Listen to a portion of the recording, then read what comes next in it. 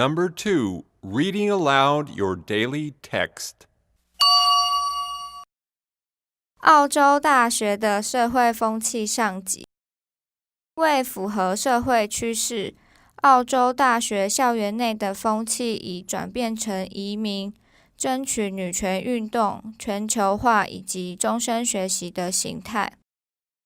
过去校园中大部分是年轻的白人男性，但现在有越来越多女性、国际学生以及不到一半的高中毕业生。学校大小因地点不同而有很大的差异。Hi everybody and welcome back to the second part of our class. It's reading time, not quiet reading, it's reading aloud time. Reading aloud will help you practice not only your reading but also your speaking and pronunciation. And it's a fantastic way to improve your overall English skills. Now, I will read the article aloud first, and then it will be your turn to practice by reading it aloud as well. Today's article is called Social Climate at Australian Universities, Part 1. Here we go. Australian university campuses reflect the many social trends that have transformed the country as a whole during the past few decades.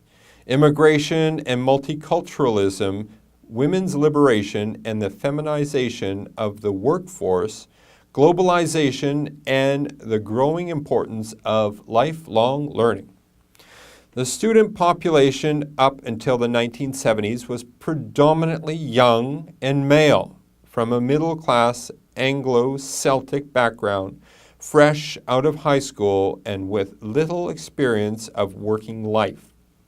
Australian students in the year 2000 are a more varied group. 1/4 of the students at Australian universities come from non-English speaking families. International students represent 1 in 7. Nearly 1/3 of Australian universities university students are born outside of Australia. Women have outnumbered men in Australian university campuses since the 1980s, and their proportion continues to grow.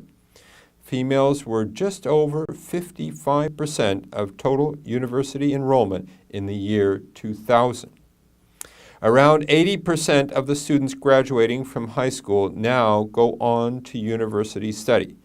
But school leavers no longer monopolize university places as they did 30 years ago.